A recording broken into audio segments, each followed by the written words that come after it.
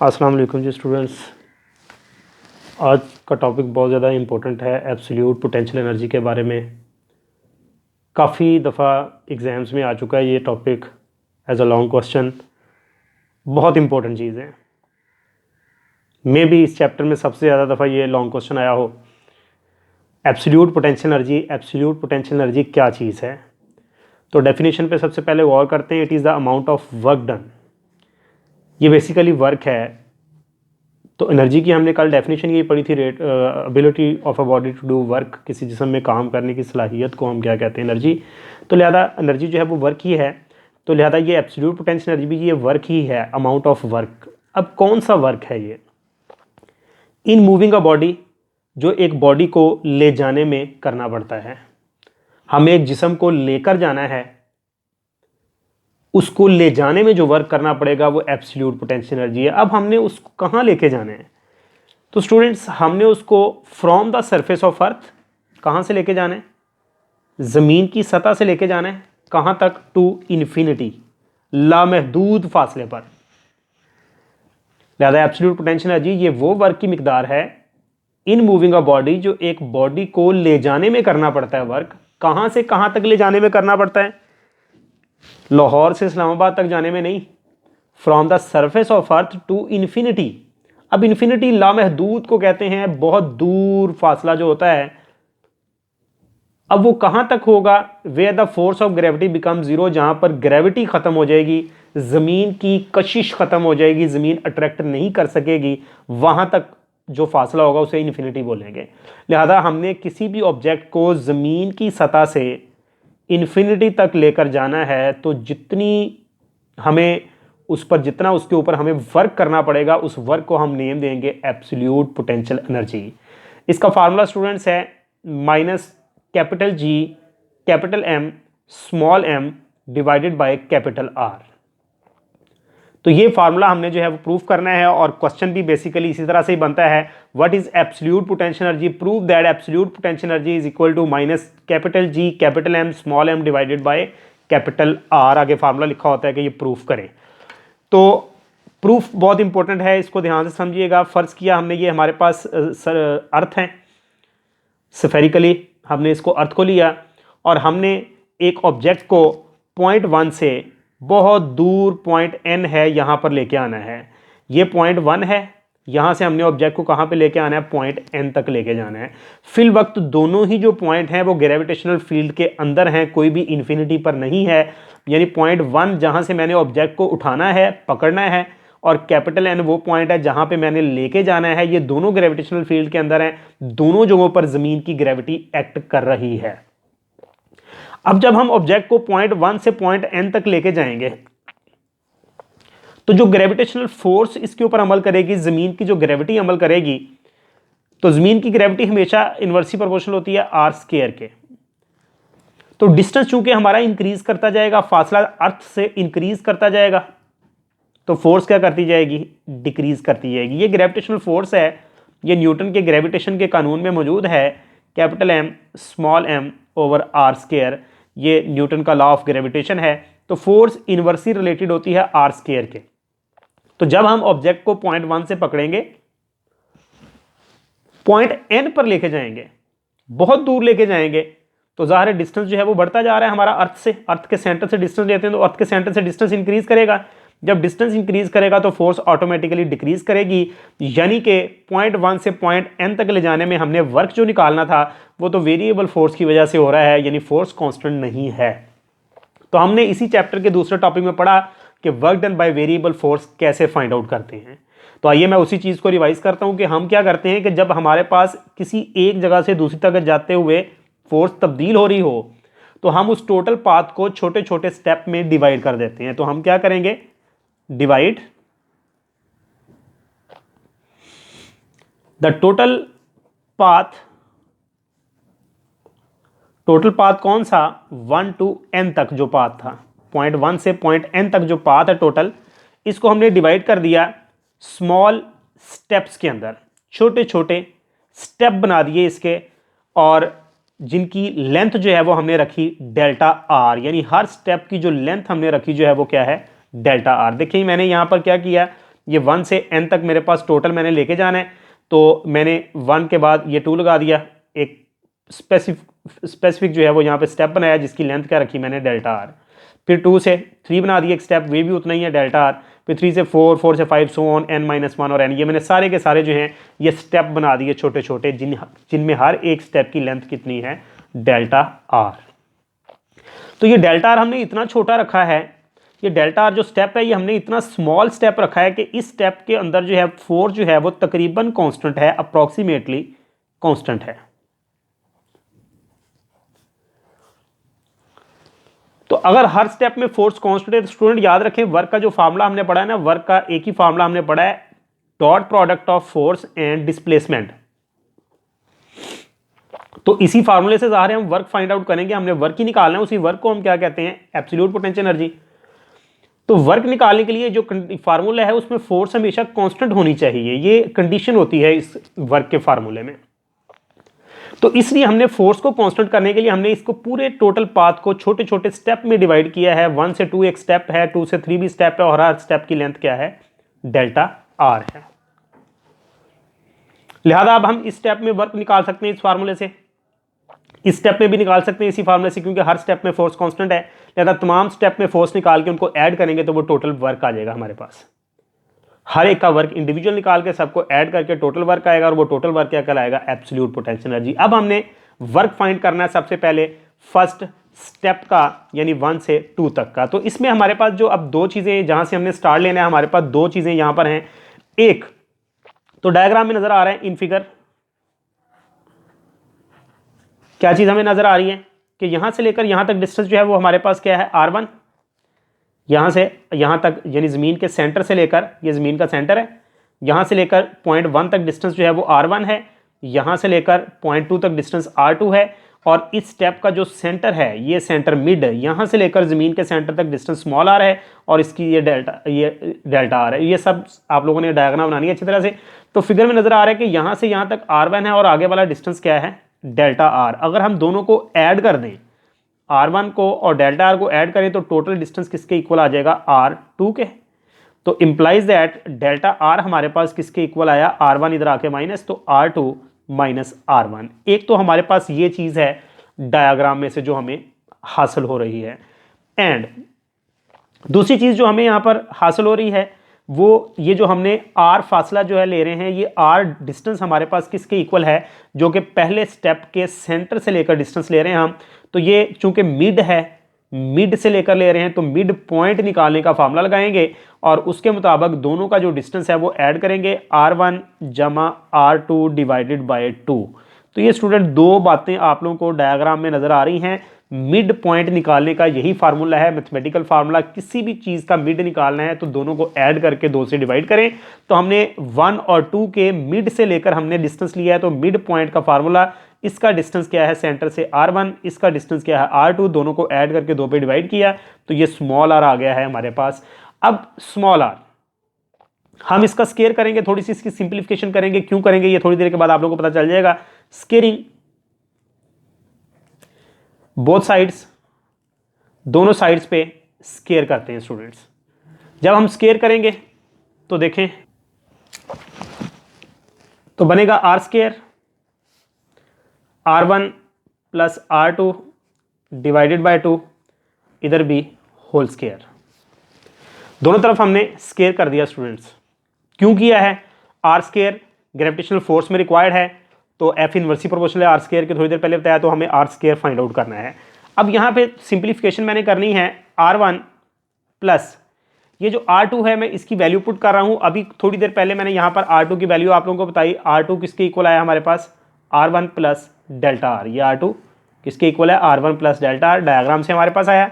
तो लिहाजा r2 की जगह पे r1 plus delta r put किया, डिवाइड में 2 है और इसका होल स्केयर आ गया। तो ये हमारे पास क्या बना, r1 plus r1 2r1 plus delta r divided by 2 and it's whole square. ये बन गया हमारे पास। ये जो बटे में 2 है, हम 2r1 के नीचे इसे अलग से लिखेंगे, डेल्टा r के नीचे हम इसे अलग से लिखेंगे और इसका होल स्केयर कर देंगे, तो ये 2 से कैंसिल हो जाएगा। तो ये हमारे पास स्टूडेंट एक चीज़ बन गई है, r1 plus delta r divided by 2 it's whole square, ये आर स्केयर अब तक इसके इक्वल आया है। अब यहाँ पर एक मैथ्स का कॉमन सा फार्मूला है, मैं यहाँ पे फार्मूला लिखता हूँ, A plus B whole square, almost सबको पता होता है, A square plus B square plus 2 into A B, ये एक कॉमन सा फार्मूला है A plus B whole square का। तो हमने इस फार्मूले के अकॉर्डिंग इसको ओपन किया, तो ए ये हमारा इसका स्केयर किया R1 स्केयर, प्लस ये हमारे पास है आर इसका स्केयर किया, तो delta R square divided by 4 square करने के बाद प्लस 2 ए इंटू बी, ए हमारा ये है R1 इंटू बी हमारा है डेल्टा आर डिवाइडेड बाय 2, तो ये 2 से कैंसिल हुआ, तो हमारे पास R1 square plus delta R square divided by 4 plus R1 into delta are, ये मैथमेटिकली हमारे पास अब तक ये चीज़ बन गई है आर स्केयर। अब स्टूडेंट यहाँ पर एक पॉइंट हमने यहाँ पे बताना है उसको, बिकॉज डेल्टा आर बहुत ही छोटा है as compare to R1। Delta R हमने स्टेप रखा था, मैं आप लोगों को दिखाता हूं दोबारा से, ये डेल्टा आर हमने ये स्टेप रखा था और हमने कहा था डेल्टा आर क्या है, स्मॉल स्टेप है, बहुत ही छोटा है, ज़्यादा डेल्टा आर फासला R1 के मुकाबले में बहुत ही कम है, 2 दफ़ा लेस लगाया मतलब बहुत ही कम है R1 के मुकाबले में। इस वजह से delta R square divided by 4 is neglected, इसको हम नज़रअंदाज कर देंगे, बहुत छोटी वैल्यू को हमेशा निगलेक्ट कर दिया जाता है। याद रखें स्टूडेंट्स, एक कॉमन सी बात शायद कई स्टूडेंट्स को पता हो, लेकिन मैं बताता हूँ फिर से कि अगर आप लोगों के पास कोई भी चीज़ जो है वो वैल्यू है 1 से बड़ी, 2, 3, 4, 5, आप लोग उसका स्केयर करें तो आंसर जो है वो इंक्रीज करेगा, आंसर बढ़ा आएगा। लेकिन 1 से छोटी रकमें जितनी भी हैं, 0.1 है, 0.2 है, 0.5 है, 0.02 है, जितनी भी 1 से छोटी रकमें हैं, आप लोग उसका स्केयर करें तो आप लोग का आंसर मजीद छोटा होता जाएगा। लिहाजा डेल्टा आर बहुत ही स्मॉल है R1 से, और यहाँ पर तो उसका क्या हो गया, स्केयर हो गया। इट मीन्स कि डेल्टा आर स्केयर करने से बहुत ही छोटा हो गया, पहले ही छोटा था, स्मॉल था, लेकिन स्केयर करने से और स्मॉल हुआ और ऊपर से फिर हमने 4 से डिवाइड भी कर दिया। इट मीन्स कि this value is very very small, और बहुत ही छोटी वैल्यू को हम हमेशा क्या कर देते हैं, नज़रअंदाज, क्योंकि उसका कोई इफेक्ट नहीं होता किसी किस्म का। तो आर स्केयर हमारे पास निगलेक्ट करने के बाद इस चीज़ को यहाँ से ख़त्म कर देंगे, निगलेक्ट करने से कोई फ़र्क नहीं पड़ेगा हमारे पास आंसर पे, वैल्यू पे, इसलिए हमने उसको यहाँ पे नहीं लिखा। अब नेक्स्ट हम यहाँ पर कुछ यूँ करेंगे कि हम डेल्टा आर की वैल्यू पुट कर देंगे। डेल्टा आर भी स्टूडेंट स्टार्ट में मैंने आप लोगों को बताया, देखें डेल्टा आर हमारे पास निकला हुआ है R2 माइनस R1, ये यहाँ पे हम पुट करेंगे तो डेल्टा आर की जगह पे R2 माइनस R1 बना। अब ज़रा इन्हें हम मल्टीप्लाई करते हैं, तो मल्टीप्लीकेशन पे आप लोग और करें, तो आर स्केयर R1 स्केयर, पहले R1 को मल्टीप्लाई करेंगे R2 से तो बनेगा R1 इंटू R2, माइनस आ गया ये वाला, R1 को R1 से करेंगे तो स्टूडेंट्स R1 स्केयर ही होगा, और ये minus R1 square plus R1 square cut गया, तो R स्केयर हमारे पास किसके इक्वल आ गया, R1 इंटू R2। तो ये हमारे पास एक चीज़ बन गई है स्टूडेंट्स, R स्केयर जो है वो किसके इक्वल आया, R1 R2। मैंने R स्केयर क्यों निकाला है, वजह क्या है, मैंने बेसिकली क्या निकालना है, ये पहले स्टेप का वर्क निकालना है मैंने। तो R जो है वो इसके सेंटर से हमारा डिस्टेंस था, तो देखिए मैंने यहाँ पे ग्रेविटेशनल फोर्स का फॉर्मूला लिखा है, capital G capital M small m over R square. ये फोर्स होती है ग्रेविटी की जो किसी ऑब्जेक्ट पे लग रही होती है जिसका मैस m है, स्मॉल m। तो ये R स्केयर की वैल्यू इसलिए पुट की है कि हम ये मालूम की, क्योंकि यहाँ पे हम पुट करेंगे now gravitational force at the centre of first step.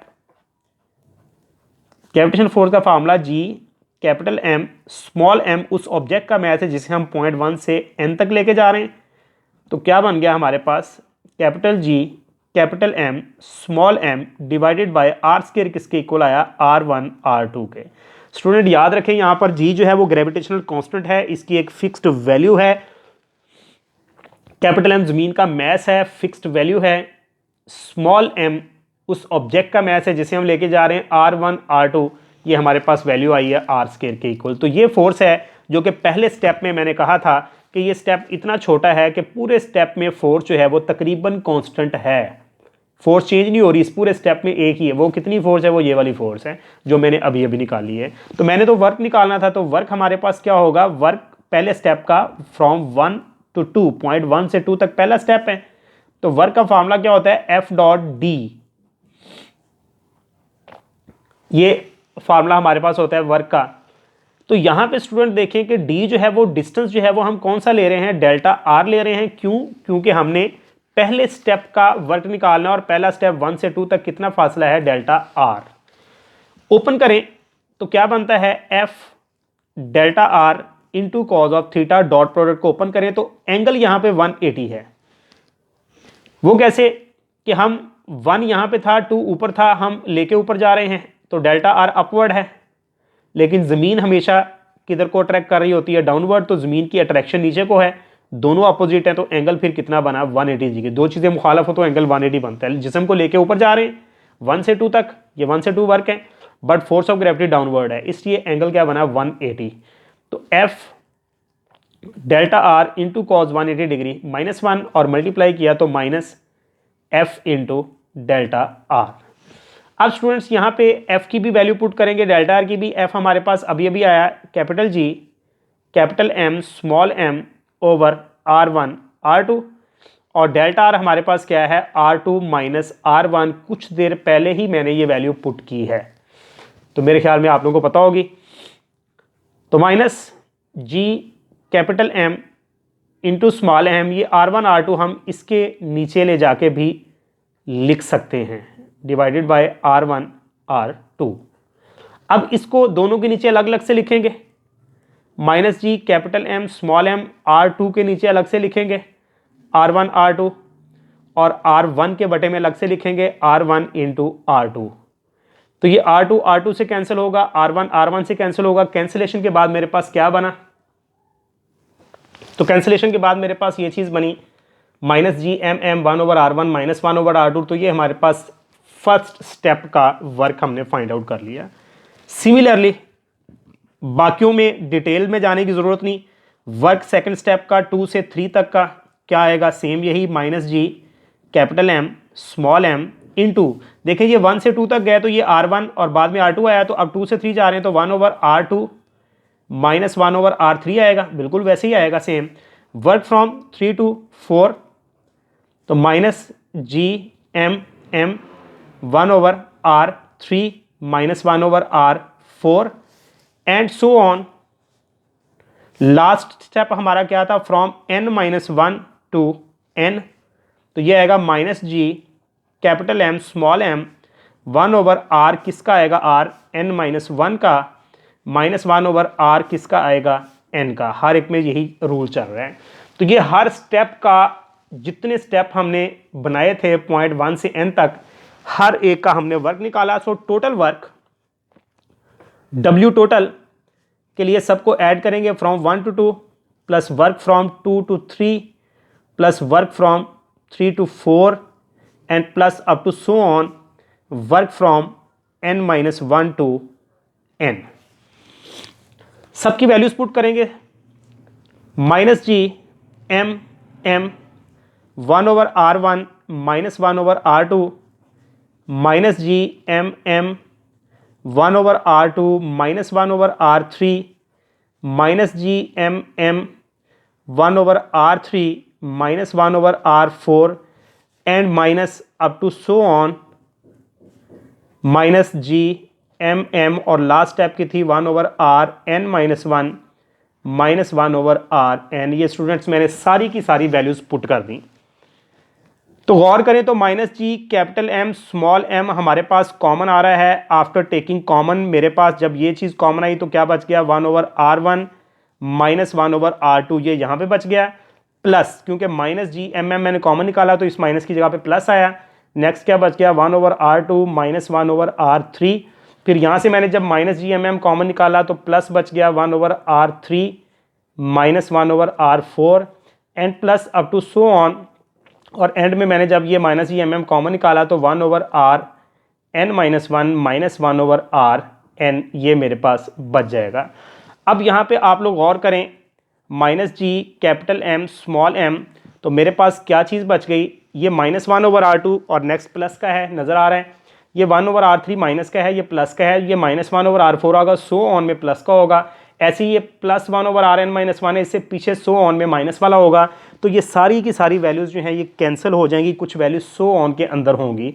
तो सिर्फ पहले वाली 1/r1 -1/rn ये हमारे पास वैल्यूज़ जो हैं वो सिर्फ बाकी बच गई, 1/rn r1 -1/rn ये बच गई हैं। तो ये हमारे पास टोटल वर्क, ये कौन सा टोटल वर्क आया है कि जब हमने ऑब्जेक्ट को लेके जाना था पॉइंट 1 से कहाँ तक, पॉइंट n तक। और मैंने यहाँ पे शुरू में बताया आप लोगों को कि पॉइंट 1 से लेकर बहुत दूर पॉइंट n तक लेके जा रहे हैं, बट दोनों पॉइंट ग्रेविटेशनल फील्ड के अंदर हैं। अगर हमने एब्सोल्यूट पोटेंशियल एनर्जी निकालनी है तो हमने ज़मीन की सरफेस से कहाँ पे लेके जाना था, इन्फिनिटी तक। ना तो ज़मीन की सरफेस मैंने ली है क्योंकि सरफेस तो ये है, और ना मैंने पॉइंट इन्फिनिटी लिया। पहले मैं इन्फिनिटी लेता हूँ। फ़र्ज़ किया n इन्फिनिटी पर है, फ़र्ज़ कर लिया n इज़ एट इन्फिनिटी। अगर पॉइंट इन्फिनिटी पर है तो उसका डिस्टेंस जो है वो फिर इन्फिनिटी होगा, आर एन जो है वो क्या होगा, इन्फिनिटी। इन्फिनिटी की ये सिंबल है। और यहाँ पे हमारे पास क्या है, 1/rn। तो 1/rn बिकम्स 1/इन्फिनिटी, और बटे में इन्फिनिटी हमेशा ज़ीरो होता है, मैथमेटिकल वैल्यू है, मैथमेटिकल रूल है, something over infinity is always equal to 0।